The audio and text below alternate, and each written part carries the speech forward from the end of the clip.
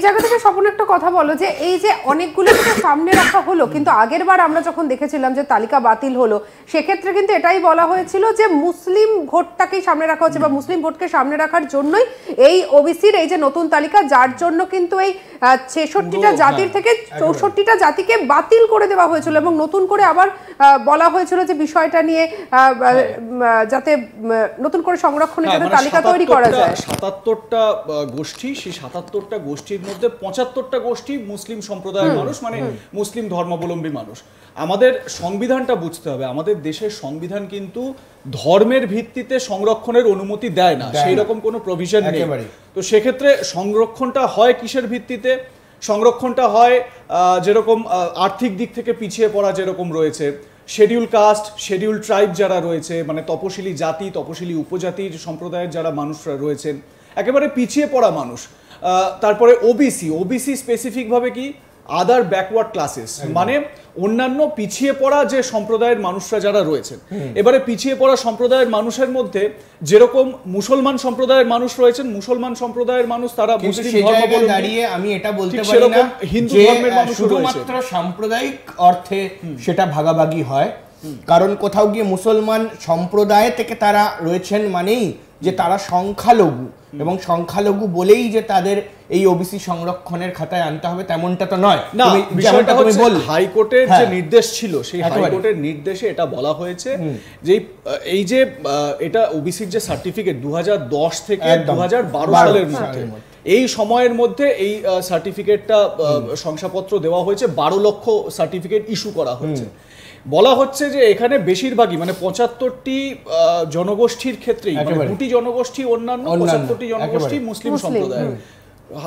High court বলছে তাদের পর্যবেক্ষণে যে এক্ষেত্রে ধর্মীয় মানদণ্ডকেই কিন্তু বিশেষভাবে নজর দেওয়া হয়েছে। হাইকোর্ট কিন্তু কোনোভাবে বলেনি বা হাইকোর্টের তরফ থেকে কথা বলা হয়নি যে এটা ভোটের রাজনীতির জন্য বা এই ধরনের কথা আইন কিন্তু কোনোভাবে বলেই না। যেটা এই অভিযোগগুলো বিরোধী দলের তরফ থেকে তোলা হয় বা বিরোধী দলের তরফ থেকে বলা বক্তব্যগুলো রাখা হয়। কিন্তু প্রশ্ন হচ্ছে যে কেন শুধুমাত্র এই ৭৫টি জনগোষ্ঠীকেই, যারা বেশিরভাগ প্রত্যেকেই মুসলিম সম্প্রদায়ের মানুষ, তাদেরকে রাখা হয়েছে? আদার ব্যাকওয়ার্ড ক্লাসেসের মধ্যে তো আরো অনেকে আছে, এই যেরকম নতুন করে যে নামগুলো অনির্বাণ কিছুক্ষণ আগেই বললো, বাউরি, দেবনাথ, রুই দাস, এরকম প্রচুর মানুষ রয়েছে যারা মানে অনগ্রসর শ্রেণীর মধ্যেই পড়ে।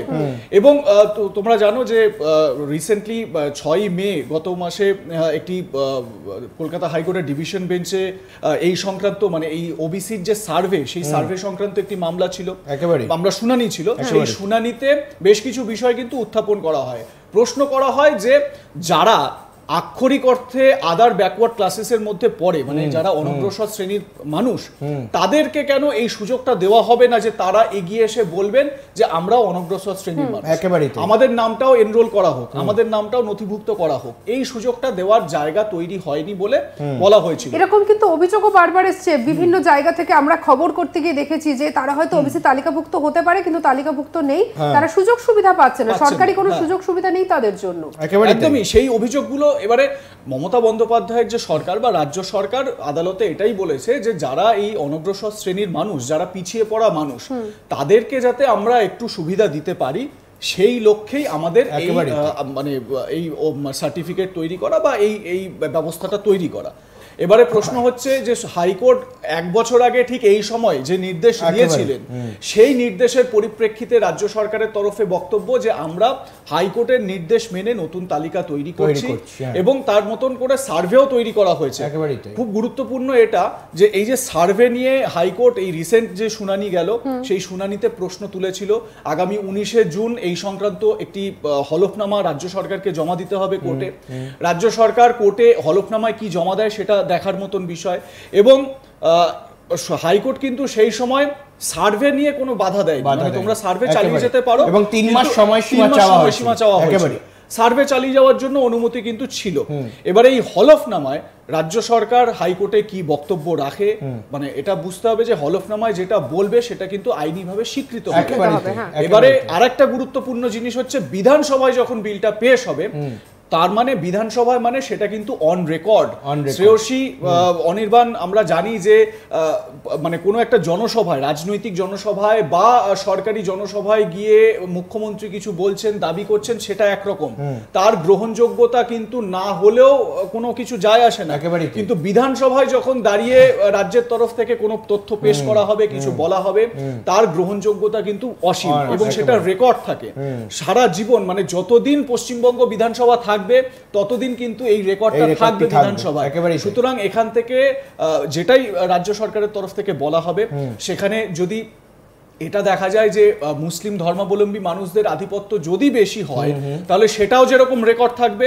যদি সমানভাবে এই ওবিসির যে নতুন তালিকা, যে আগে যেরকম 64টি তালিকা ছিল আগে থেকে, এবং নতুন করে আরো 76টি তালিকা, 76টি জনগোষ্ঠীকে অ্যাড করা হয়েছে, মোট 140টি সম্প্রদায়ের বা জাতির তালিকা একটা দেওয়া হয়েছে ওবিসির ক্ষেত্রে।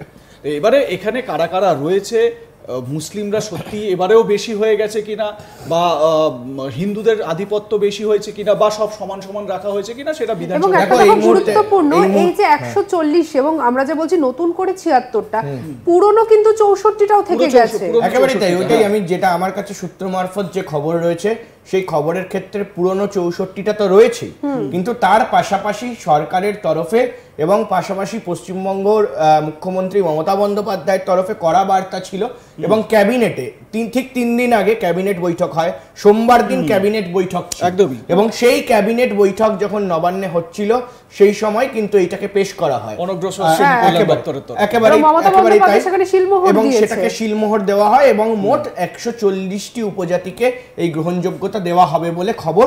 কিন্তু তার মধ্যে একটা কথা বলে রাখি, যে সূত্র মারফত যা খবর পাওয়া যাচ্ছে, আগের 64টি যে জাতি, সেই জাতি তো রয়েছে, কিন্তু তার পাশাপাশি শোনা যাচ্ছে যে কোথাও গিয়ে শুধুমাত্র মুসলমান বা সম্প্রদায়ের ক্ষেত্রে নয়, এবারে কিন্তু একটা ব্যালেন্স করার চেষ্টা করা হবে, এবং সেই হাইকোর্টের ব্যালেন্স নির্দেশ অনুযায়ী। একেবারে সেটা কিন্তু এখনো পর্যন্ত বেশ সর্বসমক্ষে অনির্বাণ, আসেনি। আমি তোমাকে একটু থামাচ্ছি। এই প্রসঙ্গটা নিয়ে রাজ্যসভার সাংসদ সামিরুল ইসলাম তিনি একটি বক্তব্য রেখেছেন, কি বলেছেন চলুন একটু শুনে নিই। না, এটা তো সুপ্রিম কোর্টের ছিল একটা অর্ডার ছিল, এবং সরকারি নিয়ম অনুযায়ী যেভাবে করা দরকার, সিডব্লিউই থেকে, দপ্তর থেকে পুরোপুরি আমরা হিয়ারিং করেছি, এবং সেটা 2 তারিখ ক্যাবিনেটে পাসও হয়েছে, এবং এ বি ক্যাটাগরি সবকিছু হয়ে গেছে। আগে যা যা নিয়ম ছিল সেই নিয়মে করা হয়েছে, এবং যারা ছিল তারাই সবাই আছে।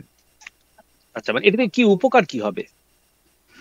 উপকার বলতে গেলে মানে যারা অ্যাকচুয়ালি যারা ছিল, মানে যে অবস্থায় ছিল, যে ওবিসি ম্যাটারটা, পিছিয়ে পড়া সম্প্রদায়, অনগ্রসর পিছিয়ে পড়া অনগ্রসর পুরো যে সম্প্রদায়ের ছিল, তারা সবাই যেভাবে ছিল সেভাবে মানে কোর্টের নিয়ম অনুযায়ী সব ফলো আপ করে সবকিছু করা হয়েছে।